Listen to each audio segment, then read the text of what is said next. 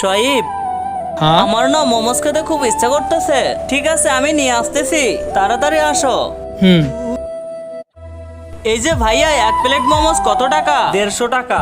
150 টাকা? এত দামি? আমি এটা তো কিনতে পারবো না। মায়া, আমি এখানে আশেপাশে অনেক দেখেছি, এখানে কোনো মোমোসের দোকান নেই। কোনো সমস্যা নেই শহীব, চলো আমরা বাড়িতে যাই।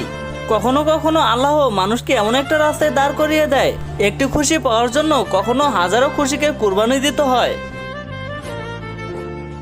শোয়েব, তোমার কি হয়েছে? তোমাকে এত চিন্তিত মনে হচ্ছে কেন? যবে থেকে তুমি আমার জীবনে এসেছো তবে থেকে তোমাকে আমি কোনোদিনও খুশি করতে পারিনি। এটা কোনো কথা নয় শোয়েব। যখন থেকে তুমি আমার জীবনে এসেছো আমি একটি সব থেকে কাছের মানুষ পেয়েছি।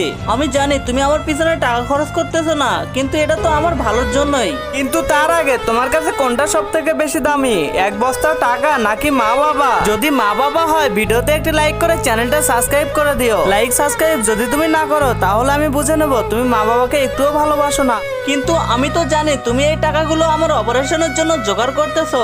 আমি জানি না তুমি যদি আমার জীবনে না থাকতে আমার যে কি হতো।